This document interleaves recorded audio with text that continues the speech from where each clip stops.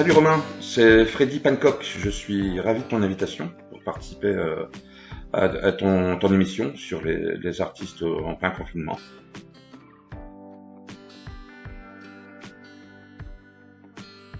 Je suis un artiste natif de Douai, j'habite à Douarn et je pratique l'expression plastique depuis l'âge de 16-17 ans. J'ai commencé en fin de seconde en fait. Voilà, donc ça a commencé tout simplement. Je m'ennuyais en été au mois d'août. Mes vacances ont été écourtées, donc j'étais revenu avec mes parents sur Douai. Le mois d'août à Douai pour un adolescent, c'est pas terrible. Donc j'ai lu un journal. C'était une revue féminine et voilà. Si on s'ennuie pendant les vacances, acheter une boîte d'aquarelle. Alors j'ai acheté un petit carnet comme ça, j'ai acheté une petite boîte d'aquarelle encore plus petite que le carnet, et je me suis mis à regarder ce que les grands peintres illustraient. Alors j'ai commencé par peindre les oranges de Paul Cézanne, je me suis tout de suite intéressé au mouvement fauve, à Henri Matisse, et j'ai tout de suite créé des œuvres relativement riches en couleurs, avec un peu de matière aussi. J'ai eu la chance d'exposer assez tôt, donc ma première exposition elle est douaisienne, c'était une exposition collective à la Hallodra de Douai, un fameux lieu que tout le monde connaît, pour ses expositions notamment. J'avais rencontré surtout le peintre Claude Zimzak, qui m'a fait découvrir 24 heures après son atelier à Saint-Lenoble. Donc j'y suis arrivé avec un œil tout neuf, un œil très curieux. J'étais un jeune adolescent parmi plusieurs peintres qui occupaient son atelier. Et le dimanche matin, les ateliers du CAPS, donc c'était l'association que Zimzak présidait, c'était un lieu de rencontre. Donc tous les férus d'art, les passionnés de culture, tous les amis de Zim venaient le voir le dimanche matin pour discuter de choses et d'autres, mais discuter essentiellement d'art et puis d'actualité. Donc j'ai partagé l'atelier de Zim, je le savais pas encore, pendant plus de 15 ans. Il était un peintre abstrait, d'abstraction élémentariste comme on dit. Il a découvert l'abstraction avec des peintres élémentaristes comme Houman-Essier ou d'autres, et dans les années 60-70. Et moi, je commençais la peinture abstraite. Donc j'y ai pris goût, au contact de Zim, j'ai évolué, il m'a ouvert les horizons. On n'était pas toujours d'accord, notamment sur les tendances plus modernes et beaucoup plus contemporaines. Mais voilà, on avait un respect total, on s'enrichissait l'un et l'autre. Je savais que c'était pas un métier qui allait me faire vivre, le métier de peintre. J'ai fait des études d'architecture intérieure et de scénographie. J'ai pratiqué ces activités pendant quelques années avant de retourner donc à l'expression plastique. J'ai été intervenant pour l'éducation nationale et j'ai créé ensuite la MJC de Saint-Lenoble, qui était à l'époque la première MJC spécialisée en art plastique en France, sur le territoire français. J'en ai pris la direction donc pendant 8 années. Et ensuite je suis parti sur un autre projet, donc j'ai pris la direction du SMAX. Le SMAX, c'est le service mobile d'animation culturelle qui est aujourd'hui implanté sur Douai. Donc c'est une association de développement culturel en France et à l'étranger, en zone rurale comme en zone urbaine. L'objectif est de valoriser l'expression des artistes, valoriser l'expression de tous les habitants, donc les enfants, les gens plus âgés, les scolaires, les universitaires. Donc on intervient dans beaucoup d'établissements, on intervient aussi dans des missions d'organisation d'expositions, de montage d'événements, de diffusion tout simplement de l'art contemporain, de tout ce qui est art vivant aussi. On mène depuis quelque temps des actions autour du montage de spectacles. On s'est relancé un nouveau défi pour l'année 2020, c'est de répondre à l'appel à projet proposé par la ville de Douai, les Amis de Douai, de répondre au 150e anniversaire de la venue d'Arthur Rimbaud à Douai, donc des fameux cahiers de Douai.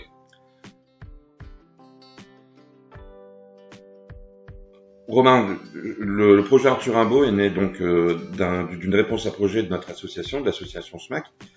Donc on a été très rapidement accompagné par Daniel Vandenhoeck, qui était président des Amis de Douai, qui a longtemps été président de l'Office du tourisme, et c'est surtout un éminent historien de Arthur Rimbaud. Donc il connaissait tout par cœur. Donc moi, très modestement, voilà, je connaissais pas, j'ai écouté, je suis replongé dans Arthur Rimbaud, et c'est vrai que je pense que très tôt, Arthur Rimbaud m'a parlé. Arthur Rimbaud parle beaucoup aux jeunes, et je peux le comprendre. Hein. C'est quelqu'un qui parle des premiers amours, des premières contemplations devant la nature, des premières critiques aussi. La critique politique, à l'époque c'était Napoléon III, il était antimilitariste, la critique il était anticlérical aussi. Voilà, c'était quelqu'un qui avait une maturité sûre. Quand tu relis certains textes où il parle de la guerre, de la mitraille. Bon, voilà, il était brillant élève, il était en rhétorique, en classe de rhétorique, c'est l'équivalent de la seconde et de la première quand il est arrivé sur Douai. Donc par rapport à Douai, Rimbaud a fait 2 passages à Douai. Donc il est resté une quinzaine de jours, il est reparti, il est revenu une semaine. Bon, entre-temps, il est allé à Paris, il s'est fait emprisonner, il a passé par la Belgique pour arriver ici, parce que évidemment à Sedan il y avait une guerre, les trains, c'était difficile de rejoindre Charleville et Douai. Voilà, en tout cas, Arthur Rimbaud est venu ici à Douai dans le but de faire éditer 22 poèmes, et donc c'est ces 22 poèmes que renferment les fameux cahiers de Douai. Alors, il a déposé un premier feuillet qui comptait 15 poèmes, et un deuxième feuillet qui en comptait 7. Il a rencontré, grâce à son prof de français son prof de lettres qu'il avait donc à Charleville, mais il habitait Douai. Isambard a fait rencontrer Paul de Domény à Rimbaud, et donc Rimbaud espérait que Paul de Domény, qui connaissait du monde dans l'édition aussi, édite les 22 poèmes qu'il avait déposés ici. Et donc il lui avait dit clairement, si vous ne les éditez pas, brûlez tout. Malheureusement, d'abord pour lui, ils n'ont pas été édités à Douai, ils seront édités petit à petit un peu plus tard. Mais Paul Domény n'a pas voulu brûler ce que Rimbaud avait écrit. Heureusement pour nous, heureusement pour la culture, parce que parmi ces poèmes, il y avait des poèmes très connus qu'on apprend jeune. Donc il y a le fameux Dormeur du Val, il y a Ophélie, il y a Ma Bohème, etc., etc. Voilà. Et il y en a 22 comme ça. Il fallait que je réunisse une équipe pour illustrer ça en vidéo. Voilà, c'était donc une première. Hein. Jamais personne n'avait fait encore ça. On allait profiter du 150e anniversaire d'Arthur Rimbaud pour essayer d'illustrer toutes ces poésies qu'il avait déposées à Douai en vidéo. Le Douaisis a du talent, j'ai pas été chercher trop loin, j'ai pris Johan Kruchina à la réalisation, c'est un réalisateur de films documentaires, donc un peu comme moi c'était une grande première pour lui parce qu'il se mettait à la fiction. Il me fallait un animateur en 2 dimensions, donc j'ai pris un ami qui avait déjà travaillé pour moi sur un spectacle que j'avais écrit et que j'avais mis en scène qui s'appelait Le Pigeon de papier. C'était donc à l'occasion du centenaire de la guerre 14-18. Et donc c'est donc Michel Marsin, qui est donc illustrateur en 2 dimensions et voilà, qui travaille pour différents dessins animés. Il me fallait de la musique, donc j'ai sollicité mon ami Michel Supera, très connu au Conservatoire de Douai, très connu pour ses concerts de clarinette et de saxophone en Europe. Et il me fallait une voix, j'ai choisi Fabienne Pureur, qui est une ancienne amie du lycée, passionnée de Rimbaud, qui avait fait Cagne Hippocagne au lycée Châtelet de Douai. Et bien sûr, on avait Daniel Vandenhoeck, le fameux programmateur de l'événement du 150e anniversaire d'Arthur Rimbaud à Douai. Donc Daniel Vandenhoeck nous a accompagnés pendant tout le tournage, donc pendant pratiquement 1 an. Il était notre conseiller scientifique et notre conseiller historique sur Arthur Rimbaud. Voilà, moi je faisais valider régulièrement à Daniel, dès que j'écrivais quelque chose, moi je sentais le texte comme ça, le tournage comme ça. Daniel, est-ce que tu valides ou pas? Qu'est-ce que t'en penses? Ça modifie ou pas? Et ensuite, le projet a démarré. On a commencé, parce que c'était le confinement, On a commencé par faire des films d'animation. Donc on n'avait pas besoin de sortir, pas besoin de tourner, pas besoin de caméra, pas besoin de rencontres.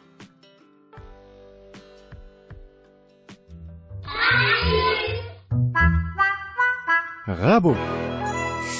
J'écrivais, j'envoyais donc à Marcin, donc à Michel, j'envoyais mes différentes idées, les différents synopsis, le scénario, et Michel travaillait. Donc il y avait une première correspondance qui se passait comme ça, et on a commencé par faire le Dormeur du Val.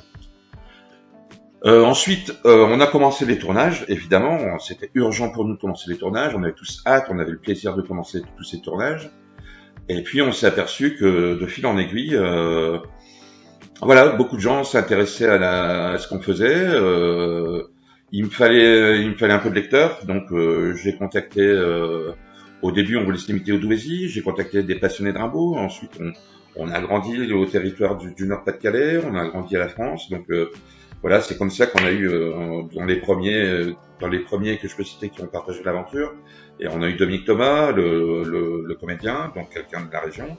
On a eu Christelle Massin, la présentatrice du journal télévisé de France 3 Régions. Bien sûr, on a eu Charles Descoutures, qui nous avait le plaisir de venir à Douai partager aussi un moment vidéo.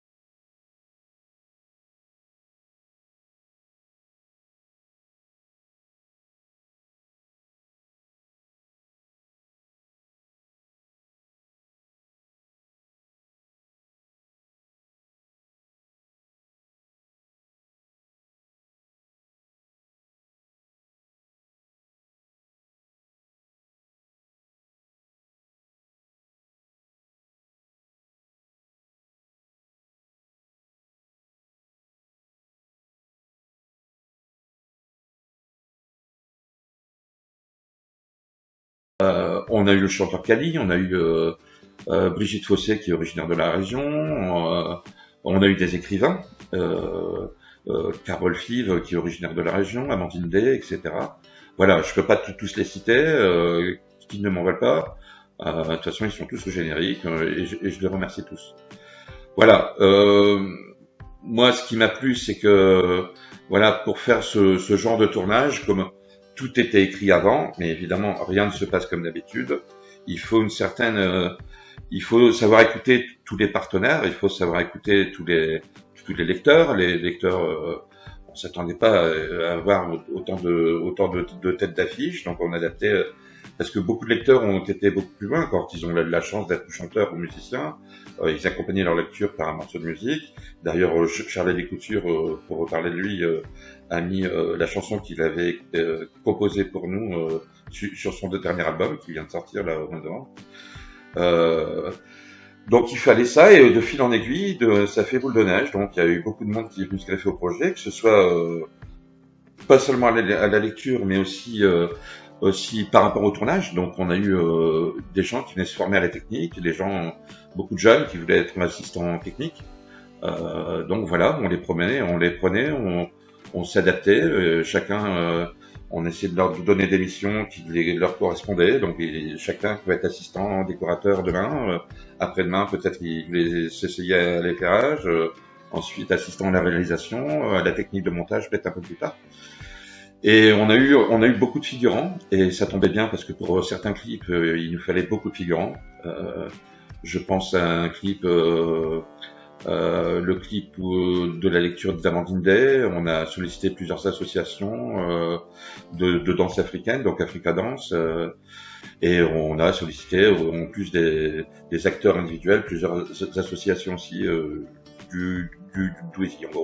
Tout le projet qu'on fait autour d'Arthur Rimbaud, c'est surtout pour rendre la poésie plus accessible, donc aux plus jeunes évidemment, mais voilà, aux personnes plus âgées aussi. C'est peut-être voilà, pour moi c'est le moyen, ça a été la vidéo est le moyen pour moi le plus celui qui va plus rentrer dans ou un foyer ou peut-être peut-être je sais pas dans les collectivités.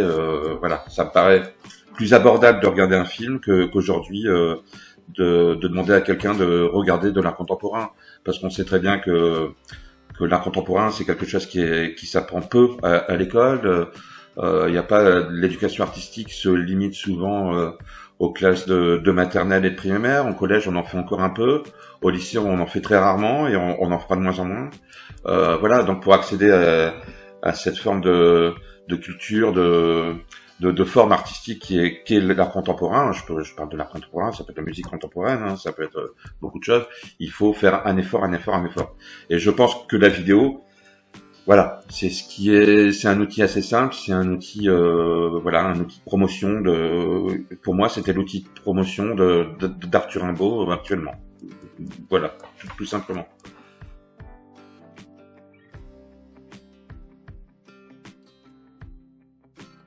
Je t'avoue que le premier ne m'a pas choqué plus que ça. S'il s'agissait de sauver quelques vies, voilà, je l'ai facilement accepté. Je l'ai vécu assez aisément. On l'a vécu en famille, avec ma femme Isabelle, avec mes enfants Victor et Noé. Euh, on a fait beaucoup d'activités, des activités autour de la lecture, des activités qu'on fait avec des enfants de tous les jours. J'ai la chance d'avoir une maison avec un jardin, j'ai mon atelier, donc j'en ai profité un peu. Paradoxalement, j'ai pas beaucoup travaillé mon expression plastique. Alors certains ont pu le faire, moi je me sentais pas prêt à le faire. Alors le confinement m'étouffait peut-être inconsciemment, voilà, mais j'avais d'autres moyens d'expression. J'ai continué à écrire, j'ai peaufiné certains scénarios de films par rapport à Arthur Rimbaud. Voilà, le premier confinement, je t'avoue, je l'ai plutôt bien vécu. Par contre, le deuxième confinement qui est arrivé dernièrement, voilà, au premier, j'ai pas eu de victimes, victimes du Covid assez proches de moi. Au deuxième confinement, j'en ai eu quelques-unes, des gens qui ont assez souffert du plus jeune âge à la personne un petit peu plus âgée. Voilà, ce deuxième confinement, je le vis un peu plus durement à cause de tous les gens que je côtoie, qui sont victimes justement de cette maladie qu'il faut absolument qu'on trouve une solution pour qu'on s'en sorte tous. Et ce deuxième confinement, voilà, je retravaille un peu. Je sais que j'ai des expositions qui sont prévues et programmées pour 2021. Ça me pousse à travailler peut-être un peu plus parce qu'il y a une urgence qui arrive et il faut absolument que je m'y mette. Donc certaines choses ont eu le temps de mûrir depuis quelques semaines, quelques mois. Voilà, maintenant il faut le geste pour essayer de travailler ça. Quant au SMAC, au rapport à projet, le problème c'est que ces deux confinements ont été très pénalisants pour les tournages, surtout des films sur Arthur Rimbaud, parce que voilà, qui dit confinement dit plus de tournage. On savait pas, donc on a mis les bouchées doubles entre les deux confinements. Donc à partir du mois de mai jusqu'au mois de septembre à peu près. Voilà, on a filmé un peu partout, avec empressement. Toute l'équipe a travaillé un peu par rapport au tournage pendant le confinement, ceux qui pouvaient. On a travaillé au montage, on a travaillé au mixage, à l'enregistrement de certaines voix. Et voilà. Voilà, ce que je regrette aussi, c'est que ce premier confinement était assez utopiste aussi pour moi. C'était, voilà, on était prêts, on entendait dire, on était prêts tous à changer de mode de vie, à s'occuper mieux de la planète, à être plus solidaires les uns des autres et tout ça. Et puis voilà, on s'aperçoit que les choses sont plus faciles à dire qu'à faire. Tout le monde s'est retrouvé sur les plages en été. Tout le monde a été très individuel ou très individualiste par moment. Certaines scènes me choquaient un petit peu et puis on s'aperçoit que 6 mois après, il n'y a pas, voilà, toute cette utopie. Moi, j'ai du mal à retrouver ça concrètement ici sur le terrain en France ou ailleurs.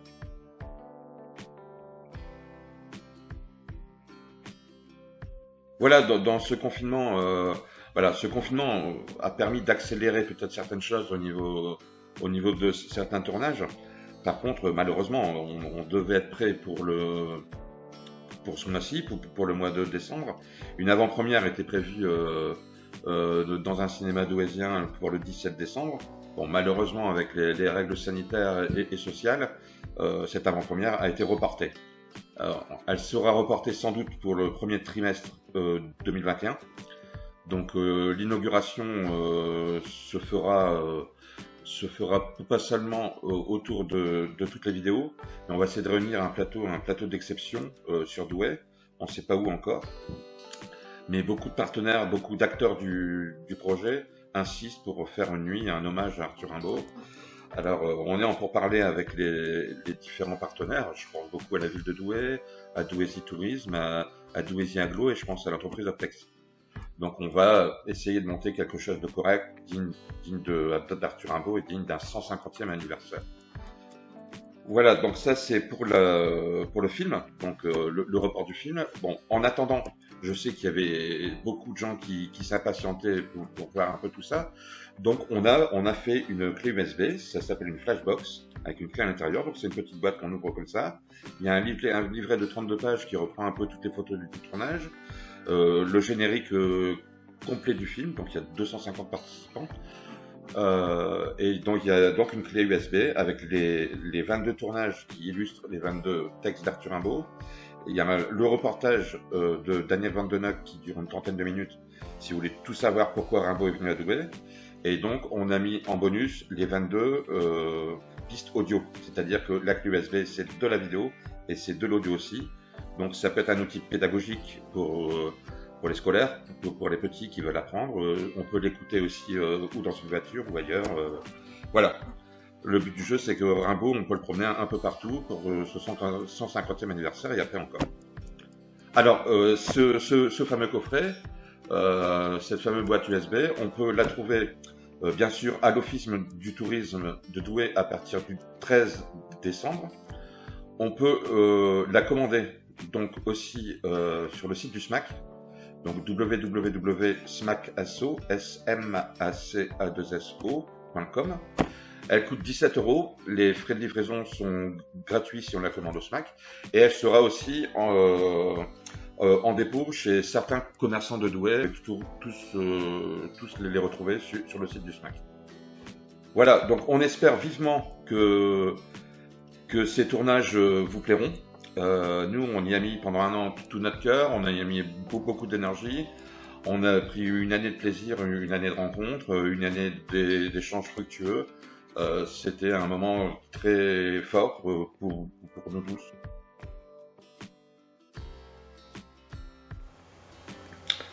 Voilà, je voulais ajouter aussi, pour terminer, que Daniel Vandeneuve est décédé ce 2 décembre dernier, donc il y a à peine quelques jours. Et donc sans avoir pu voir la concrétisation de tous les travaux qu'il avait menés autour de l'événement du 150e anniversaire de l'avenue de Rimbaud à Douai et des cahiers de Douai. Évidemment, le SMAC, toute l'équipe du SMAC et moi-même tenons à rendre hommage à cet homme passionné qu'il était et on dédie l'ensemble de ses tournages à cet érudit, ce généreux transmetteur, celui qui nous accompagnait depuis le début du projet, et surtout à notre ami. Voilà, et en guise de conclusion, je pense que cette circonstance, il fallait que je cite Rimbaud. Rimbaud disait que la vie fleurit par le travail. Donc moi, nous, artistes, auteurs, il faut jamais baisser les bras. Continuons à travailler sur nous-mêmes, continuons à travailler pour les autres et en espérant toujours une humanité beaucoup plus juste. Voilà, je vous remercie, à très bientôt. Au revoir Romain.